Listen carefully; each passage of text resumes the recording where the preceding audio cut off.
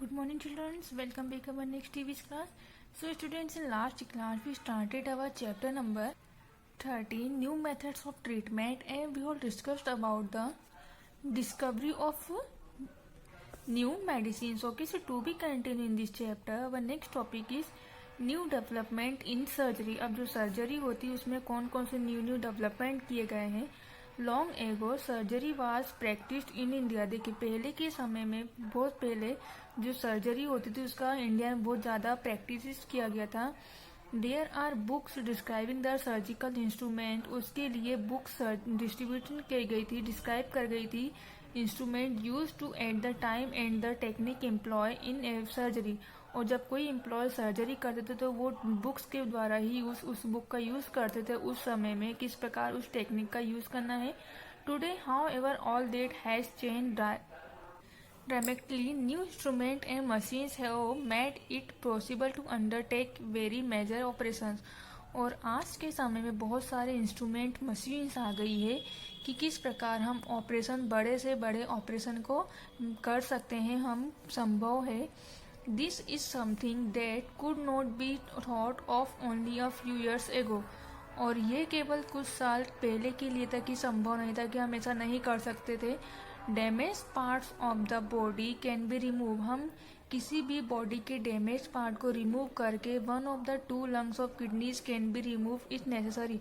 और आज के समय में टू लंग्स ऑफ किडनीज और किडनीज को हटा के लंग्स के द्वारा can be remove if necessary. आज सब कुछ संभव है. Such a patient can leave the rest of his life only on lung और kidney.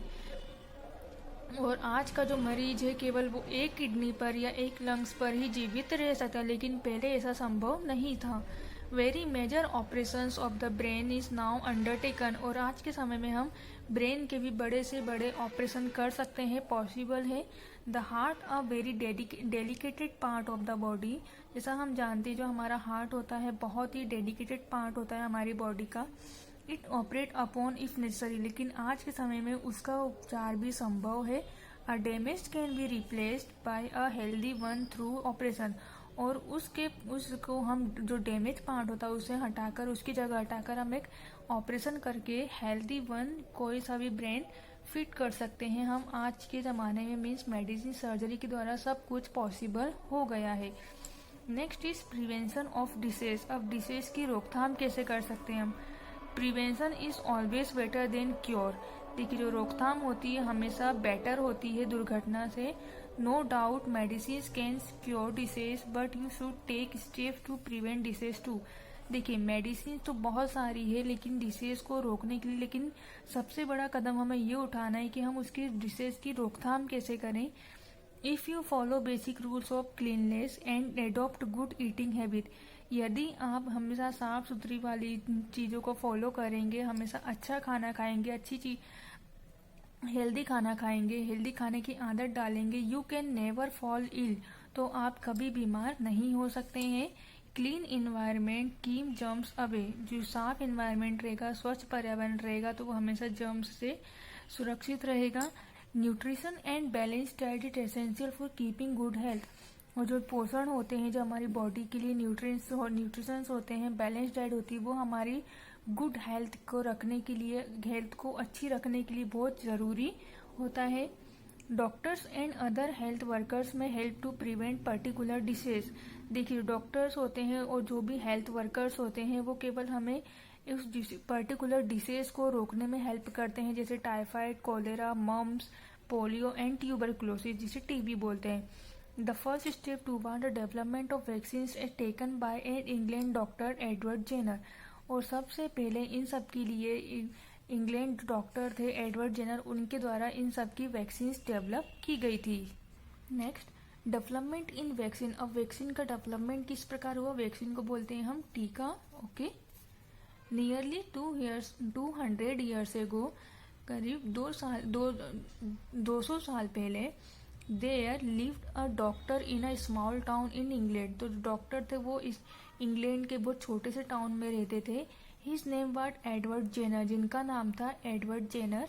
Small pox a very common disease in those days. और उन दोनों में स्मॉल पॉक्स बहुत ही ज़्यादा कॉमन डिसीज थी.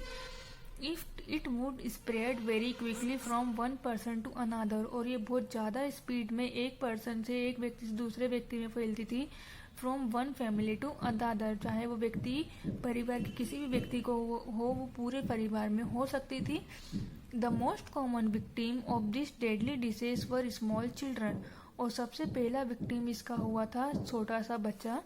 Even if they luckily survived, they often lost their eyesight and their faces looked ugly because, तो उस समय क्या हुआ, वो उस समय जब ये चल रहा था, they often lost their eyesight, तो उसकी आंखों का जो eyesight, जो उसकी आंखों की साइड थी, and their faces, उसका जो फेस था, चेहरा था, looked ugly, बहुत ज़्यादा खराब हो चुका था, because of the scars left by the disease, क्योंकि इसकी जो ये जो बीमारियां थी पूरे बॉडी पे फैल रही थी, उससे बहुत सारे लोग डर भी रहे थे। डॉक्टर जेनेट एग्जामाइन में patient of all professions and classes, तो डॉक्टर जेनर ने उसके बारे में परीक्षण किया बहुत सारे पेशेंट को प्रोफेशनल्स के साथ। And classes suffering from small pox, जिन जो स्मॉल पॉक्स से सफरिंग हुए थे, मीन जो स्मॉल पॉक्स के ग्रसित हुए थे। His patient include the young and old, और उन्होंने अपने इस परीक्षण में यंग एंड जो जवान बच्चे और जो बूढ़े लोग थे उन्हें लिया, जो रिच है पुअर है सभी को लिया था।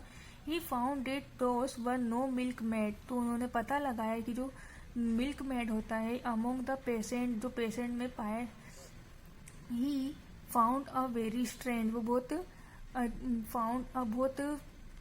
देखिए, जब उन्होंने पता लगाया कि जब ये बीमारी हुई तो अधिकतर ये मिल्क मेड्स वाले लोगों पेशेंट को ही हो रही थी। He found it very strange, ये बहुत अजीब था।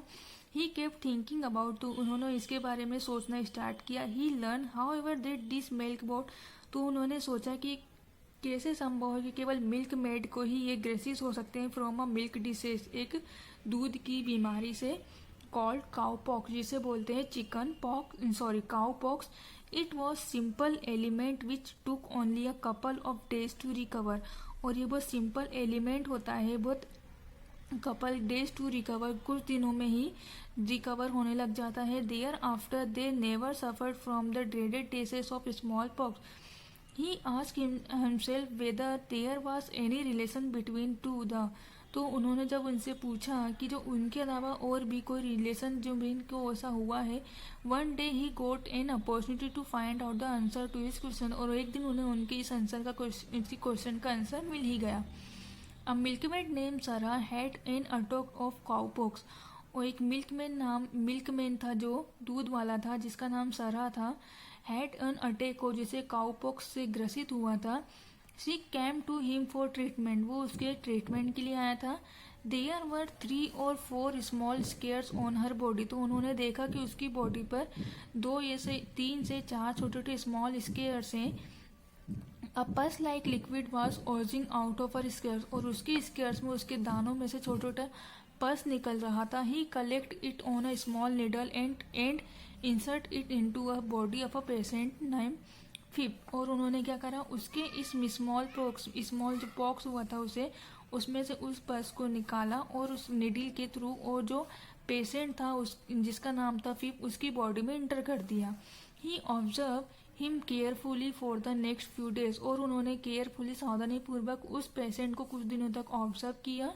Now Jenner wanted of Phipps could be free for small pox all his life, और उन्होंने ये पता लगा लिया कि जो फिप थे वो कुछ दिनों बाद ही जिसकी बॉडी में इंटर किया था उन्होंने वापस, वो कुछ दिनों बाद ही स्मॉल पॉक्स से बिल्कुल तरह छूट गए, फ्री हो गए, उन्हें कोई स्मॉल पॉक्स नहीं रहा उनकी लाइफ में। The needed to be confirm through a test, उन्हें इसके लिए कन्फर्म टेस्ट की ज़रूरत पड़ी। The only way to do is to insert the germs of small pox, तो उन्होंने क्या कहा, केवल उनके पास एक ही रास्ता था कि बस वो यही कर सकते कि insert the germs of small pox, small pox के अंदर इन जर्म्स को इंसर्ट करना है into his body and observe it reaction for a few days, उन्होंने ऐसा किया भी और ऑब्जर्व भी किया 2 दिनों तक।